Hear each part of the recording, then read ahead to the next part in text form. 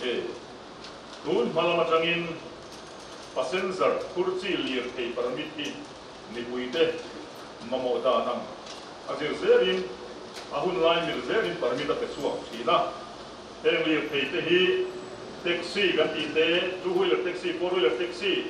Mexican bus kan tiang chiang te auto rickshaw te ko nianga khatiang chi permit te kha pesua ka elaya yan abikin motor man chungsa nga yan mi pui kunna atam dio mai china mi pui complain te anom thelu china ei when ne kan consumer union of te ko no ma ti pe chu nak ti ko mai anom complain china ni ma te kanan la china amaro chu tam tak pe chu kunlungoi mai chi kan dia yang social media te kan kunlungoi ya khatiang te kan nia wangin Wini tenghian taxi fare chungcha ate mipui har satna anna to ka heng song hi sarkarin ahia tun malama changkhan sarkar chuan passenger kurchi liu thei chuan man control ke da tu rahi kami hi angai tu thina heta taxi mang tu te le anei tu te anin do thina tu platform tinge ol samso ka hayang dite ngai tuana sarkar en romang to khina kumeng maza liam ta khan ola lo cha chua to nia mizo hai sikul fa fil kan ti mai akian lounge lo ni to amaro chu ero man nahi rei po man ani talowa afeila acham sam awam ome afeila chana khan achan han ta la na chuan vai company hnuai ta na a hlok na tel ve ringot tu kha taxi nei tu te na te tiam lowa fail ani chu tiang ni wang chuan a hnuai in siang lu tu ko panom lowa a fail ta ni an ti ni ome hemi nu yang tu nai de wa khan ICT department tele state transport authority te chang ko chuan online gate booking system hi yuan suatumin ma an lalea an ICT lam thok tu te ko an chang masakop maya te to kan suwa ka chuan aman khami software and develop na tu kha platform an siam tu man kha anan duang suwa ka a initial course atan khan se nuai zathum somriat chuang set nuai sari don kha mamo anita a chu sarkar ho tu lu te ati online kan ho tu te kan an soi puya COVID-19 lai sung tak siat lai te lo ni ne sung din mo ya zero lova dito ani chun zom ta din chu mai ba ka chuan auto rickshaw bi kian fare meter te buani se ti in mala ania sung te ko chu sam awangin alo ram zui to bok ani lai a point soi ku tam ta ko mo me ka dilai china kan du tok ta ila ram chung hun da an nei a mi puiten taxi te le auto rickshaw te ol samso ka an ko ti dan tu le sarkar be dikta an man te na dan tu hi sarkar chuan angai to chun som hozela Mizorama online app booking system introduced to here danin guidelines in tender suatu atilem lo quotation ko tu atilem lo wa Mandev Khan mine company kan dia MOA kan dia Bengaluru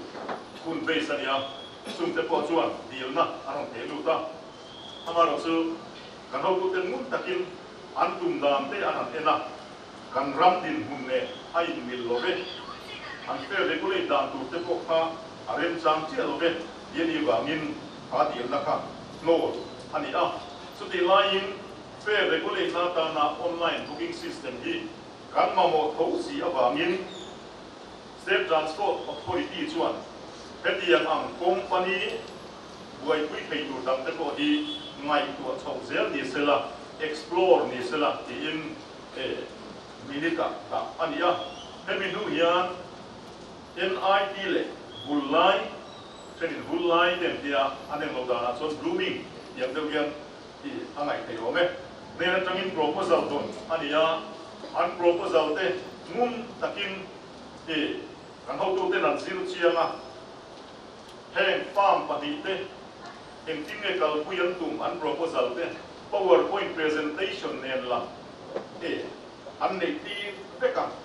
NIT te hian he project bulchan na atan hian central lama tanga faran nei awangin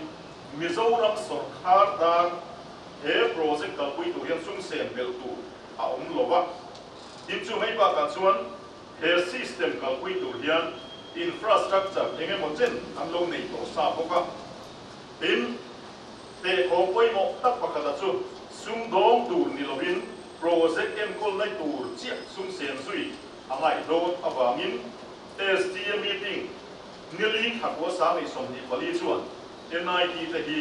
online tip booking project boy pui tu hian a tham ta a Sarkar approval adila state transport authority meeting minutes Sarkari approve nuwa ma la cho ani ta a nakina kanuma hian technical report an betu tu aron ding dona ani hian NIT la mina funding an mu dan te encho ba ka chon engtin ne Israel company hi aron chuada yang chi yang te tham te a aron soi pi tura ngai ta ila a to izogin izogin kan la ko me yang online tip booking system kal pui tu hian NIT Mizoram Noid Israel Technologies Private Limited chu tham ani ta a NIT la mi tiang ten boy pui ngai te software siam ngai te an zo nuwa PowerPoint presentation te lein voi tam tak he thili ten chun som le ani a online tip booking system Mizoram ai introduce na turata na bin tlak ko khatam mai ani ta a chumi ni bang chuan Mizoram Sarkar chuan ni som pariat thasom ani sami som ni panga khan Israel Technologies Private Limited NIT telen agreement sign ani ta ani country chawangin India ram hundanga mail la cho ko lo notice ate ko ani to ko pui zong de ko hian hetian application ni kal pui ani to ani amang du tu le driver te or samso ka anin dor tom na tur le fair chungchang in don ngai to lo tur platform an siami mi ram chon kum tam tak an lo mang to ani vai ko nuwa Mizoram Sarkari mi pui ta na chale or samso na turata in choding reni se ti in ma nanda so ani ya in he til kal pui tu mani chungchang a hian po la le ar ko thim dai takin kal pui ani lova do tu anom dan tu te a hong tu zong te hi ngai to zongin kan Sarkar ho tu te hi brief log sa te kan ni a kan Sarkar ho tu te oi ram le mi pui ta na chat thei dan tu te mi ram ama kan kal ve te na dan tu te smart transportation lok chua te na turani ti ria in min pur pui le a kal pui zel ni si ya min pui pur tu te an ni a kan chief minister te le kan Sarkar ho tu te chuma ko kan lo le ani din chu mai ba ka chuan he app min tu chung cha ma hian ngum takin an ngai tua ta chuan rok na ti sang te ko siam ani a chung proposal sang chok chua zinga chuan oinia kan minister zau ta ku ban lo kan ho hian mizo taxi hi han ani ta ani aminga state sang online tip booking system nei zinga hetianga atnam emo a state wing choice system nei hi an om love kan chuang le ani adot le kan soidu chu he mizo taxi hi chiang takatalan ka du chu tu te mo e zon na me che ke mo lak sak tu na e mo duan ani lo taxi le orthodox so nei tu te ti lui an ni lo ba mi pui po tu ma he application mang tu yang ti lui an ni hek lo he application chung changa order chuang khan he app hi mi pui den Sarkar re dik taka passenger kursi lir thei an man thei na tur ta na duan ani a he application mang tu te le a mang du lo tu te in kara ko mi pui dan el na chiam din a chua te hi Sarkar chon a du ber le a tum ber ani tim tun lai yan mak te mai chu he mizo taxi chung cha ma ya thu mak ta ta ki lo chua ka mi pui ro na Sarkar sum tu na ti te a mi pui ngai da na ding lo zo na hoi tumin na sa takin changlak na aom ni in alanga mặc cái gì em mấy chú mi veng và căn ti intellectual sa program ta ko in zo này kan dong chốt chốt mấy đi chốt điểm chú này à với nia hiang cái soi non đồ chú thế mi zo fp mi pui rok na emo sorkar sum tuang na emo ani lo pani ti tar lam chiang ka du ni he apata na registration man le platform fee bei tham te hi sorkar sum bo ma kuntura la ani lo he app in tunun na tur a in self sustain na tur ta na man tu ani chu project pi alam panga chuan chu mi a man na pi alam panga lok na alo om ve ani chuan सरकार ले NIT design 50-59 से मग तियांग लेकी आउम बेचक जो अनि नकिना टेक्निकल रिपोर्ट पे तुई हे प्रोजेक्ट कल कुंते सात कंपनी दिन को तक तुदा करे प्रोजेक्ट का माने इन तुम टू अनि दान ते चियांग जो के अरन सही तुदा ngai ta ila rampo na te ko kansuwa be fo ome tayan ola le uberte rapido te kan mang fo chi na ni thế tại hiện tôi sai anh ra miền lạc thì các ngày tuổi thì nói là hiện tu na mizo taxi platform phía ta là cần lạc tụm tây a 6% là ya ka thalai te ka kan soi wong dia ba thalai kan mun takin han dan en siam tau la a minimum kha cheng na ania a maximum kha cheng so mani chu teng ti kong song ma in सरकार ताना जुकीत ना थम था अनि लोरे नेगनी मिपुई जुक रोक ना तू थम था नि लोरे नेगनी दिलाई था अचियन थे ओमे तेम तियम ना पखत kan soi nei mei te yang wei ni ya achian so na dan kan ho tu ten min lo ke tiam ta se la hei mizoram ma pu ai zo la po so ma to nei lo lu ke ta ti chuan in hei chicken rice bowl ma hi kan sa ni a man chu cheng sa tung som ni ai hi chicken rice bowl aman dikta tu zatung somnia ni he zatung somnia ya engza nge kan pek le chicken rice bowl li cha khan ta chuan yan china o zatung somni mana ni GST le restaurant packaging a khan cheng somli pasal le poisa somtung patung ipe delivery partner fee a khan cheng somtung pasari ipe platform fee a khan cheng som pali le poisa som kuai pe avaya ipe chu khama chicken rice bowl pahia ta khan zali som pakule som dile point som dile patumani ta chot India sarkarin nipuya ro India sarkarin nipui sum to na min mak ti kan soi hei kan chare mani hei tenga tinge nipui ngai dan su he zo ma tianga ma kan la ko ngai hi o ti bil ru oma intellectual sar ko hi so dan tiang ko bin ka kia dina do le kan soi lu sai tu kin singa ka thil chana ni afrik ka ta mobile holder hi ka chani bali ka chani ta chuan ta tilaya ya a discount na tha prime member tan khan zani somru panga ka se ngani zani somru panga ya thei chiam ta kai je su platform fee hi cheng ko mani zani somru panga ya platform fee ka cheng ko mani India sarkarin ni puyan ro India sarkarin sumtu na ni kan ti kan ti mi ro kan chor re ngani kan man re ngani kalaya kan ham te kha di ngai to chiang ta ila a thai karinga hei hian mizoram sarkar mo disrai te mo sum rom lo sia chu a ti chiang tu ani ome ti te kha kan soi duwa GST pe te hi she lo bang tu pe di lai poi GST kan pe ni GST te hi mi pui aron le chu rom ma so na ta akal thi na ni peng te hi ti chuan ani le he fit ka ta hian khatiang am platform fee te ka pe ya tin chu ba ka chuan GST te ka pe enga tinge he fit ka bang yan thil kala cha fo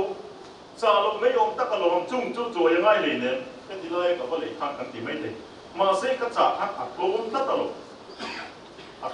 lo he ta do ra ka ba le ai khan chu chi chu application a cham kai na hi ani ta ni a klom bi na ka kan ramalir te man to sia kan khia ke ni me zo mi puite chu thu ran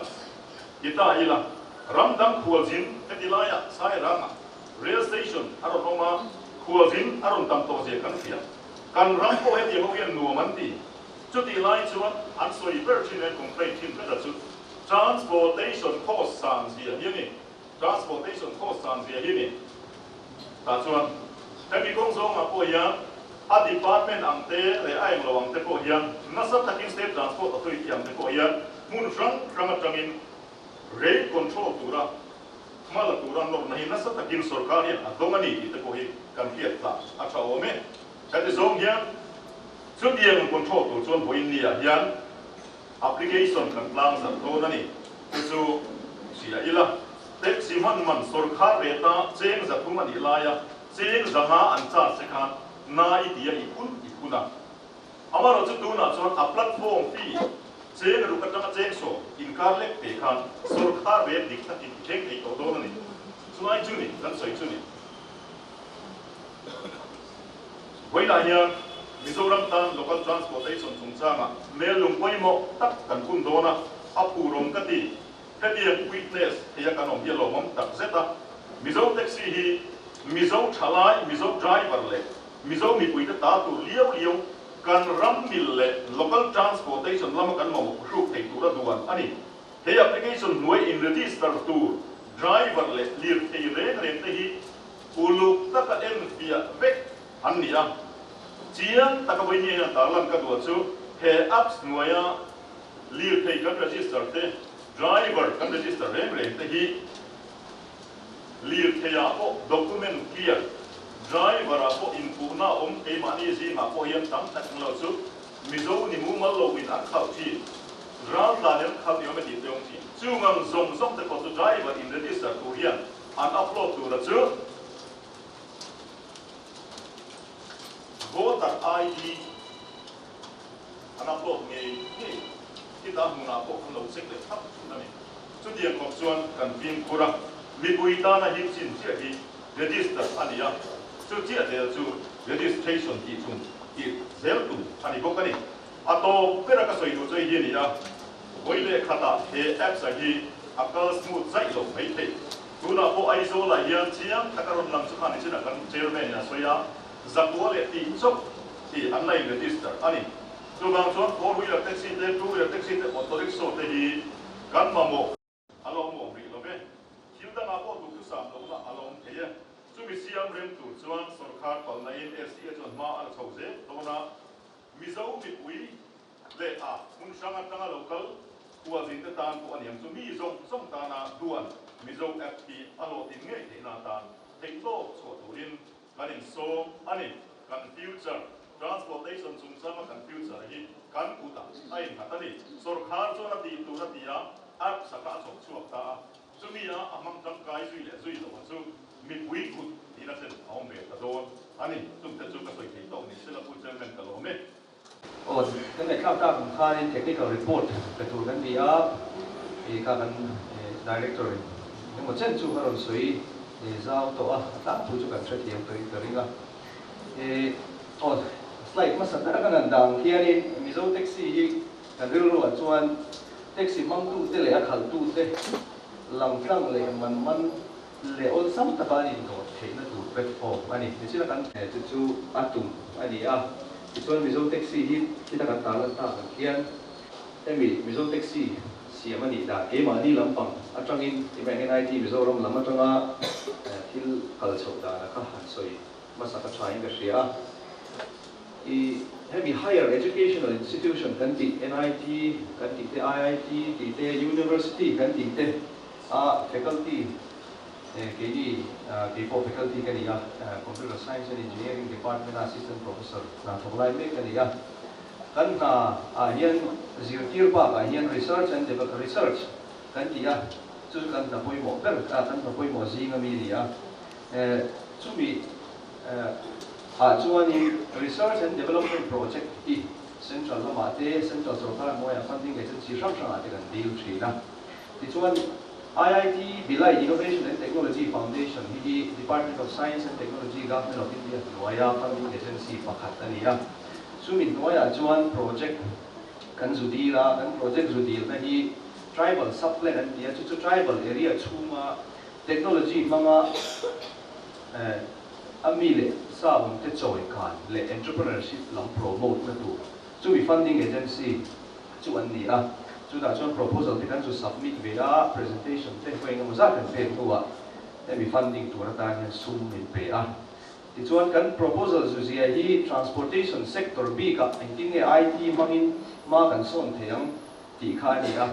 ti chuan project funding te kan an mu ta ka chuan transport department lam kan directory kan ba pu ve roya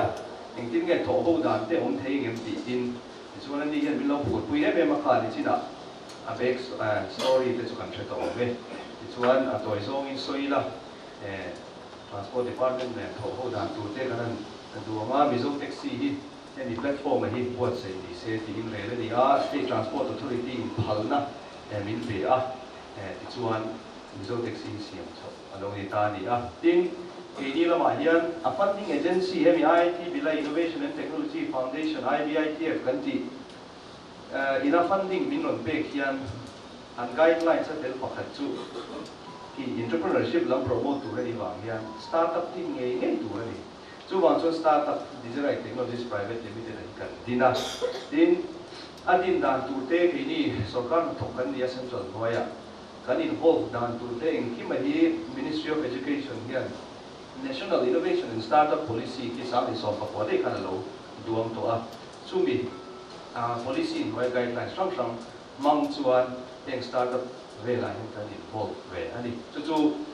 internet lama chiar mai thei na oma chu kan du chuan chiar thei o me chu tiang chuan ma la hovin tu din mu ni kan lo thleng ta ni ti chuan mizo taxi dia kan lo siam zo launch lo ni lon ta kan chuan akal mang tur atlang pui hi phai lama kal te zin thang te kan ni na rin oma ola te uber te tu na ya rapido te oma ti kan mang ina rin oma mizo taxi a point chu tiang tho chuan akal ma chuan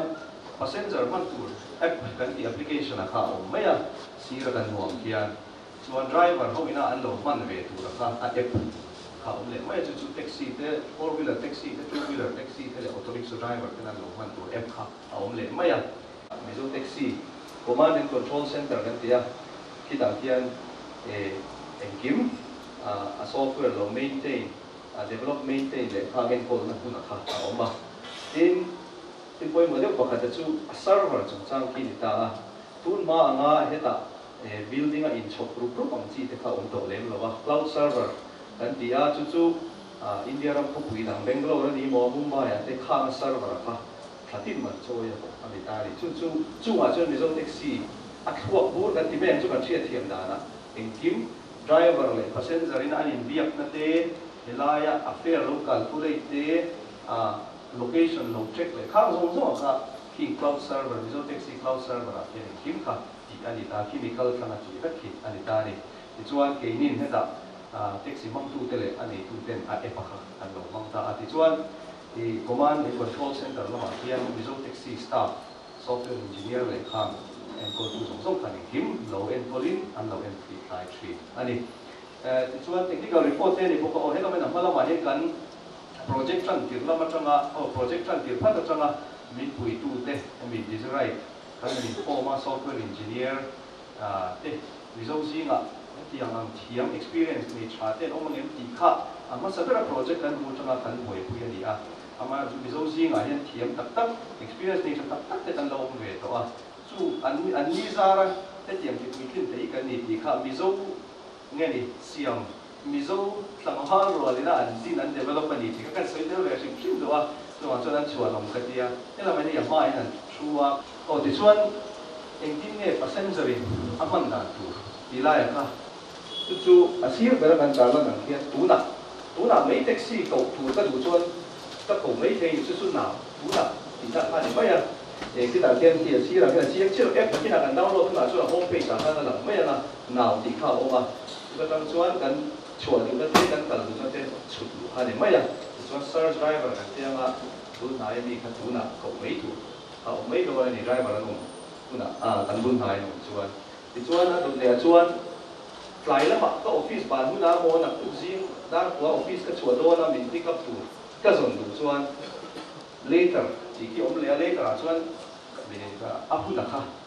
chu du na du khao ngan ni mai chu driver cái khả năng accept qua mình pick up pick up กระดูกหนักอันนี้เขาไม่โดนนี่จู่ๆ later กันเกี่ยขาเนี่ยที่กันแท็กซี่กันมันตั้งหลังเวลาช่วงนี้แท็กซี่รถตากันหลบพาราดิงาขัดยังอาคารนี้มินตันพุยนะคะอดีตตักเก็นอาเฟียร์ก็ช่วยดูเลยอดีตตักเก็นที่อาเซียเจียตัวเราบุกกันบุกดีตัวเราว่าสุดยังอาชวน driver phone อาคาร QR code scan ตัวเรามากัน phone ประจำกัน scan ไม่ยังถ้าเรา scan ลงตรงนี้กันยังกัน scan กันชัวร์ไม่ยังช่วงนั้นเนี่ยเรากันขาดอาตัวปะกัน phone อาคารเฟียร์ช่วยดูเองทิ้งส่งขาเราหลับเลยไม่โดนนี่จู่ๆอามันด่านะที่ passenger แล้วมาตั้งชวนจิตทุ่มเอามาดิจู่ดูน่ะก็เก่าดูไม่ชวนก็เก่าเทียนี่นักกินเดียวอ่ะเราเวลาบินส่งทุ่มตลอดดีง่ายช่วงเลยแต่ที่หลายละวันนี้โมนักดูสิงานมันมีมันพิกับดูก็เก่าดูชวนข้าที่บอกว่านี่สิเราหลานแล้วก็เราพาร์ติ้งก็เราสแกนเจ้าพันอัตโตปะอันต่างนั้นจีน่าจังละเปรีกาคุยไม่ถึงขนาดนั้นที่เราจู่ๆ passenger แล้วมาตั้งพันด่าอันนี้เลย driver ลำการข้าหนึ่งที่เงี้ยหลงมันเหมือนที่ไล่ครับกันดูเลยส่งไม่เทียนถ้าเทียนหนาวกันก็ request เจียกันที่แค่เราลำไม่โดน driver notification ที่เราลำมาอะไรพวกมาเชียร์เราให้เราบินคุยจะมา pick up ตัวเนี่ยคุยอะไรดังตัวทีมเองซาเนี่ย STF ก็จันตัว driver น่าจันตัวครับทีม passenger ที่ปั๊บเป็นโลกเป็นที่ลงส่งต่างอันตัวเทียนนะทีม view details ที่แค่นั้นจะรู้ตั้งakal na tu kong ako mu ang chi te tin pick up a hriat chi na ne ti dong mo ka du so na ben si ang thei ka adu an chi na du bet kon except ni kin me na te chuan driver ne kan phone mangin a kan se ne bele me do chu akal tu dia tin apa ka zo ki later kan ti na kina tan famia ka chu apun bi tu ki o ne ben bi o ti tian aron langa an ne chi na lo se me do kita chuan ki search area kian ni ka umna atanga metar zabia la tang kanan sung kan photanga chuan nai tang tang do ni chu chuan in to tin offer ka ba pe kwa la chuan an do lo chuan ale a driver do ya kana kal le mai na ti kana kal mai do ni ti lu na ka um chu lo wa driver kana lo e na nga amia ta ra ka lo chu lo accept mai na adu lo wa lo ti kai ni chuan adu driver kana kal le mai na chuan ben na sabia la driver zong mu zo lo ni chuan za pe le nga me tar za ni bia la zong le nga ti kha kal tam te tel be do chu wang chuan driver pe tan po lak ta ka chang ron pan wang ka kha angai lo tu ra ka ngai ya taxi in register kan tam po kan chuan kan du ngai ya me tar za za ni za tum za ni za ma chho ve la ka chuan mu me he chu ra mai ang de wa mai the ya na ki na kan thong chi na ma kan kal du na transport department transport office ta ma kal tam ni kal du tai la kan han chu du ta ma driver cầu thủ các bạn trong đâu ta chúng ta chuan khi ăn thì là chuan estimate thì khi lâu làm đâu này chú social media là mà cho cô khăn soi khẩu như vậy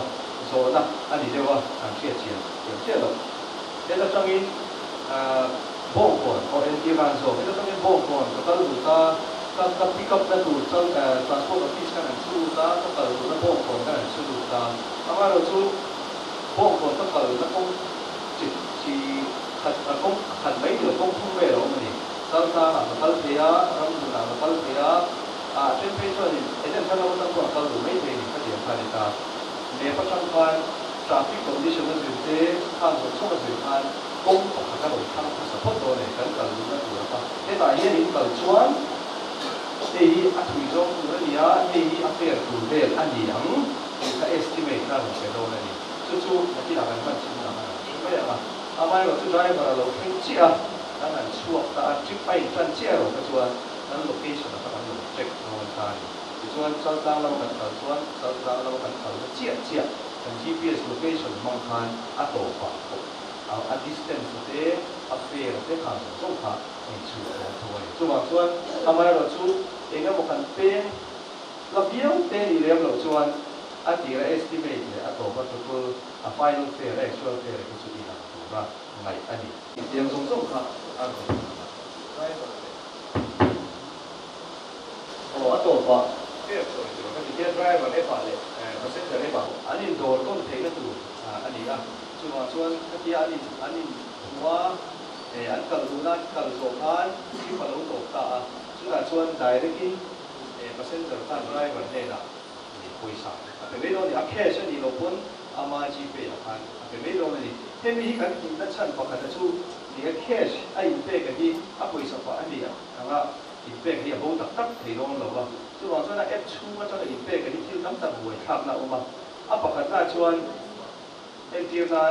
digital na ni mo mi sokara ma lut ma support it chu ta changa driver ni na pe chho tu ni ta sela ani tin an thlan na ka thlai lam an man lo lo ni payment gateway delay o nge nge ya ni khate mon ni di nu ate oi ni ya an tho chuang kha ani la la yan man lo lo ni chu chu ani ta na driver ta na chalo de ni ya chu chu hung dang a ko lo boi pho to na chi ni chu wa chuan direct ka ato pa passenger na driver a pe khal mai kha an tang po a cha em em ni tin i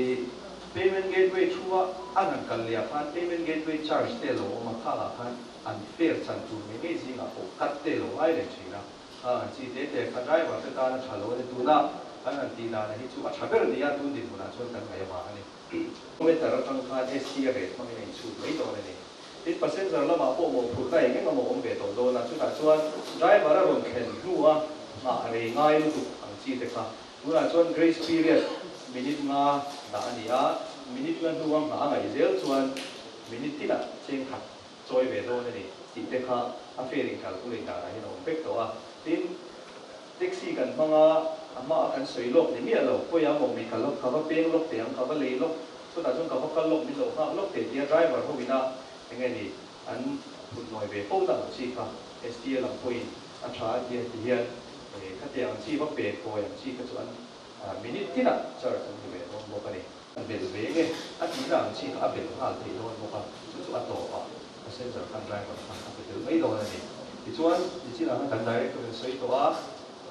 koi mo de ko ka chu platform fee kan ti kha ni ta ni platform fee hi STF fare ra chang hian ani a STF fare ra chang hian 6% kan calculate a chu chu a tem lama chenga a tam lama cheng so a kha ai bel ve no ti na ni tin eng wang nge platform fee chu la khera mai ti kha zo na tam kha ma social media lama po ama kan soi tong khan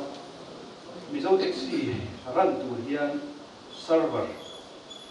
anh em thuộc bút cái gì mấy anh kiếm lâu thuộc tua kha hai này chú cái sự yang khan cloud cái gì khan cú đã có quý liền do cái mi Bangalore thì để Mumbai để kha cái mi kha hạt tin mình cho yang mình là hai chú sáng em mà xí tiêu đi ha dễ là hạt tin chú hạt tin ra trong khan passenger làm thôi F1 thì tôi đi cần đã chua cả chú đã chuan cần đủ hun để cần hành sulu tâm lẽ bảo cần hành em là azar để cần hành em ta điข้างสองสมว่าข้าอดีตนักการชวนมุ่งกันสนเตะโกงกันสนที่ข้างสองสมว่าข้าป่วยสาขันสันสันนี่กันเชื่อเทียมกันตัวชวนอีจู่วังชวนตัวนักการชูดานะเพื่อชวนอาทิตย์นักการชูดานะเพื่อชวนมีปากตินทริปอาบุกะอาทิตย์ส่วนนั่นเลยอาโกงอินคัลคุเลตวันเวลนั่นเองอะไรอย่างอารมณ์เวลาเจ้งมาเวลจู่ปากตาคัลเสียตัวอะไรจู่วังชวนเจ้งรูปเวลแต่ละเพื่อชวนอาจู่ข้าเทียมตัวเองเป็นนี่ข้าบิดจู่ว่าต้องการสร้างวันเตะอันถกตู้โดเลยขัดยังสังสงส่งค่ะแล้วเปกอะไรอ่ะจู่ว่าช่วยตู้นะเล่นโฟมที่ 6% STA นะเรื่องมิติสักพอดีที่แบบอาชาดีพอดีอันนี้นั่นก็ช่วยไอ้นั่นถึงนั่นถูกโจกโจกอันชุดเจ้าวันนี้จู่ว่าช่วยให้พอดีแท็กซี่ได้ register ชัดเลยชัดลงแท็กซี่ทำเลยทำโน้ตเลยขันโดนนี่จู่ไล่จู่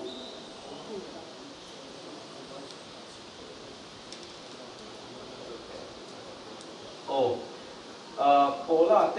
อูเบอร์เตเลยให้กันเชียดโอเตฮิจวานี่ให้มีSTF fare กันตีbase fare กันตีที่อันนี้อันนั้นฟังเราที่อันเล็ด1.5 อันเล็ด50% โดนแต่นั้นที่ปุ่มกับพอดังสุดท้ายจังจวนนี้จะอัศสมดีบริเวณนั้นเชียร์ตั้งเดือดอันนี้ชวน driver ลำฉันก็กัดเลยมาทิ้ง passenger อินอาเปกตัวละขั้นต่ำผ่าแต่ไม่ดีอันนั้นชุดตัวชวนมิโซแท็กซี่กันตัวชวน STF fare อันนี้อังเล่เป็นฟอร์มที่เล่เจ๊ไอเบลส์มัน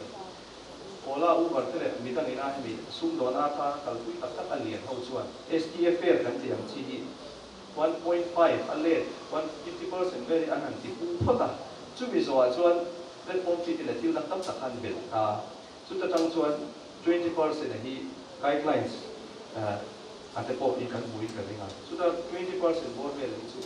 commission angin an la le chu ama 80% la kha driver in an chang ta chau thi ni awm je chu mi na hong chu passenger tan choi tu ra san pha ta em ma tin driver poi an chan tu rang som som an chang lo wa a platform la ma khan la kha ta ma ni chu ama chu he ta chuan STF fair bo mo ba ta nei tu na tu claim te platform ti ka be chau ni ti la ka kan soi da tu ni AMC area dia Saira train station dia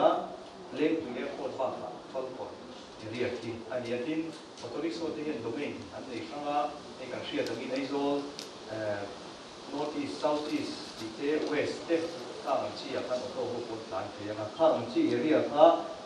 om boka chuan kun ni na chuan ki bul mizo taxi book thein na tu chan tu ani min flight ka ki registration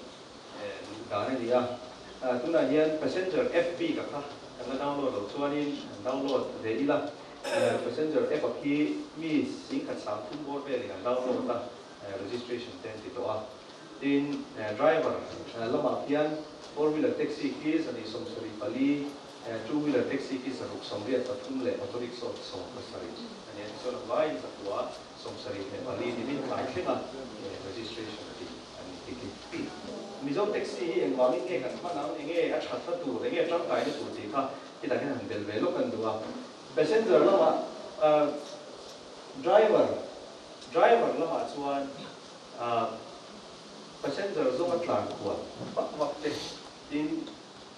lo nga ve to mai lo ha de mo ram chi te kha ti claim do na athan chu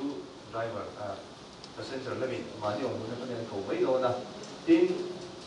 tu na min bang kher na lu lem lo po na tu ka te trai la ma te ta tiang min bang tu long chon kha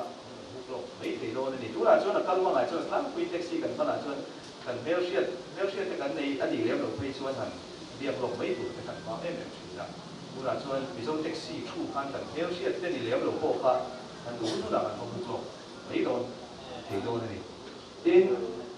passenger la ma chuan ma ni ong la chon ni kan ko mai te do na tin tu la le ti na kan kan buk lo te ko nga tin kan lo phar ni nga ni point fair kha chia kan kan te do ni phang te kha ni tin security chung cha ma kan dai ko len soi ko ka engkim driver te verification ti an ni mai pa ka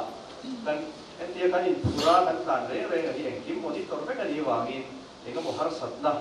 ti kan tok a po SOS ba to la oma h1 me mai thi in control center phone number dial be ani poi khat me call mai thi tu ka bo ka tu ma chuan enga mo har sat na kan protein move na thila ni mo kha so kan control center ka phone la biak mai thi na so bo ka tu ma chuan a convenience ba ka security chung cha ma ko so taxi hi ngani ma so na sa ta ni do na ni chairman ko sino roya chairman STA le Sukara secretary and provincial state engineer Moya ulul sumnua le ku ke lo jom tima Rajya Sabha MP elect kan NIT lampang Gujarat lampang kan bikiam te izawai se bai ko bu sewa Voi na mizo taxi application launching program of Korean Guru min song di kalong kok maya kun rei ta ka kan lo share to ania voi na takram chang tu di along ke dia Mizoram public transport chanchina rabi par kan kaina ania voi ni July ni khatha asan point poi boda de siam nei lo amaro jo hemini ya yan Mizo taxi application konna kan ne wangin eni hi Mizo history apoi bote me ma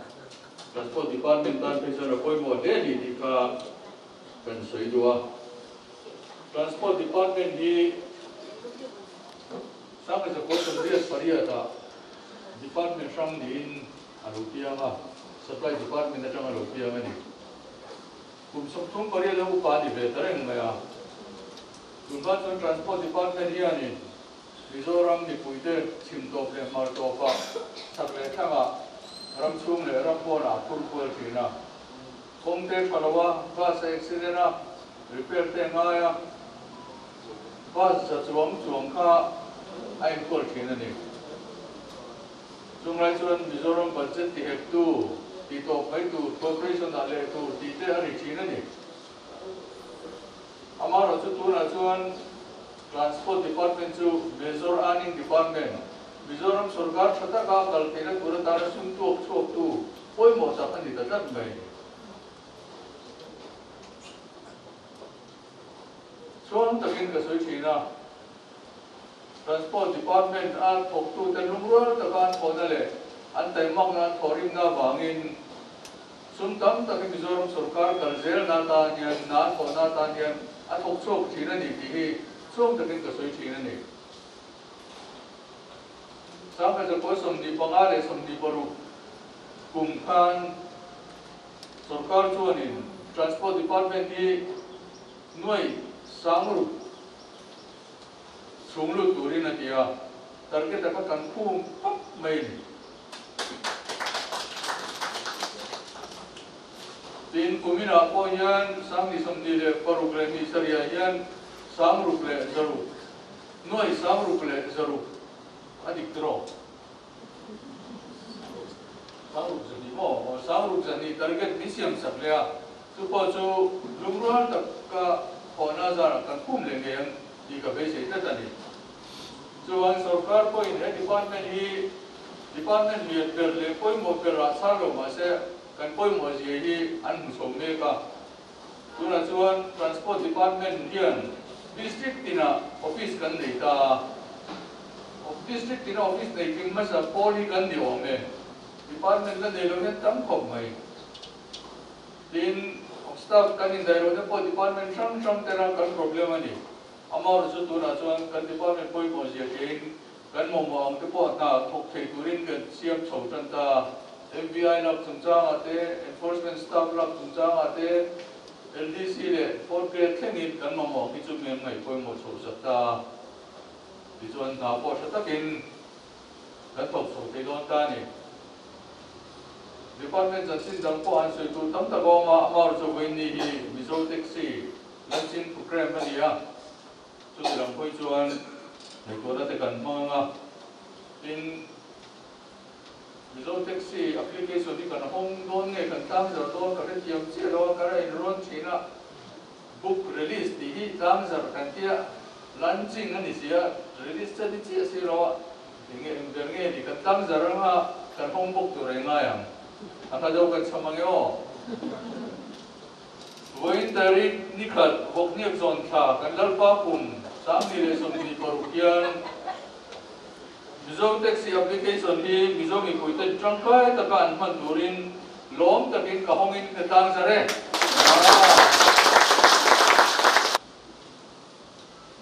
kan man kaina turatana thiamna le hun te seng department official te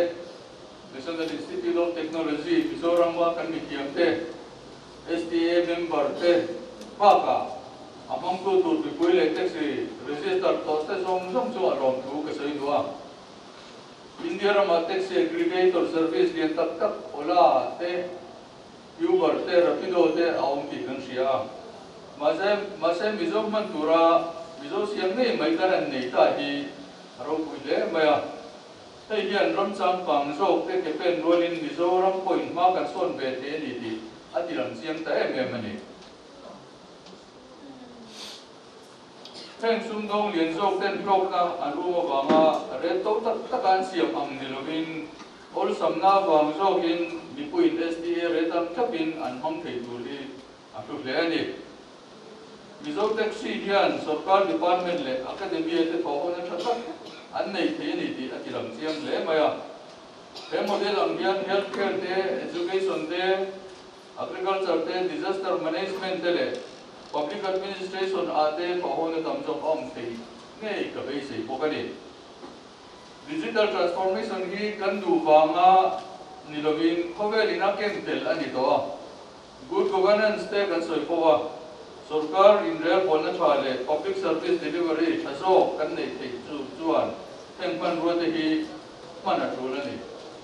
miram ma son zok te ke pen rola ka pen tu chuan pen hi kan nei da kan man thiam ve angai ni sarkar atanga service kan ma mo ania mo mimar sam don na atanga kan ma mo ania mo thil tam zo reng reng hi kan po atanga me so the chu kan du tlang vek zo to in arinom tu tiam pok in transport sector apo taxi kan ma mo ni chuan kan phone atanga kan kop mai kha aur samna ani tu noi technology kan man tang kai ve na po ania bisang kang ni tu chuan kham ka kan man thiam ve po kan bat te po ani Kopui lian te angin metro bus service te corporation bus te nei lo mai la kum tam tak chung tu taxi te mizo mi pui in hana mian tak ania an tram kai dan po kan thiam te ko nge taxi kal tu te hi driver mai an ni lawa kan transport public transport ecosystem mi pui mo tak an ni chu ti rol chuan pass on zel hi kan ti tur ania man kan ti kha boina chuan alu thui to ai chang kang zo ka thara lo chu ka kan hun ton milin ke mati pokani hel ren ve thin a chula ni passenger ten ol samna an duwa an chuan man tur street lok an du boka khoi ange taxi an man tur cha om me ti le a chuan man te visitor pe tam zo an du vek to ni in bechetan phai chuan a hin bok zo kani ale lama chuan taxi driver ten passenger ma king mo zong in mo kun tam tak an sen thina pe bang hian an sum the tho chona ko a chian lo na aom ba thina ni mizo taxi application mi puin all sam na le tu an du le taxi driver ten passenger an bu konga marsat har sata an nei te an su kyang ve ve thei passenger ten taxi an mamo unan mu na tur le taxi puten passenger ahuna an bu theina turing kha har satan lo to thina ka akyang ve ve thei do na ni technology hi kan chia na tura ta na man kan tum lo ham that na min pek to ra wangin trakai ta ka man tu mani zo ka ni mi pu in fair that in sarkar rate approve am thak in an chom thenga driver te tan an fair chung changa in mu thiam lo na om thei te po a bo do na ni When kan soi dule pakat chu he transport system hi atira pelfam kim thap ani kar lo mai thei mi pui be sei phak lo da lai po a om mai thei amaro chu he tili ti ma so la ti cham tun zel te dia wa tla mai dan dik tak khiat a cha koma in siam that nga ya te in siam that ti kan in pe reng ani ro te po kan wel kham reng ani ti kha boina min che pui to ling ka du se wani taxi driver te in Mizoram tan kan ambassador poi mo tak an nia Kolzin tourist lempui airport e mo sai ram station na changa ron kal ten an mu masak kar chu pasen zar zong tu te driver pasen zar zong tu te an mu masak kar chu driver ten ni chu wan kan nam mel lan na chu kan driver te hian nia kan driver ten thata kan lo don son chuan Mizo mel la thani mai ni tun nai te a Mizoram a tourist an lo lian ta thu tan lo tam ta thu ba anoi tel hian an ron to ta ni chung mi te chuan Mizoram a onram chungin makti tam ta kan mua an nun phong thil tam ta kan mua Indian dol pui te na an en ton tur tam ta khi mui na nin chia chung chu mu tu ri a omani chiar tu mu tu ri omani amaro chu inang tam ta kan soi chu taxi chuan man to lu tu ki an soi thina ni chu wangin driver te po te in kan nam pel lan na an ni ti sia mizo taxi khal tu te zong zong India ram taxi driver chapper hoi hom ber kan ni ti lan tir na ram chang te po ma so na mai turin ka du ani ato nan chuan mizo taxi application a pui theina tura tho tu te zong zong chuwa lom tu ka sai non lia pro ting ta man ani theinan mi pui te driver te taxi application trong kai ta ka manga thok ta turin som chu ni e lo me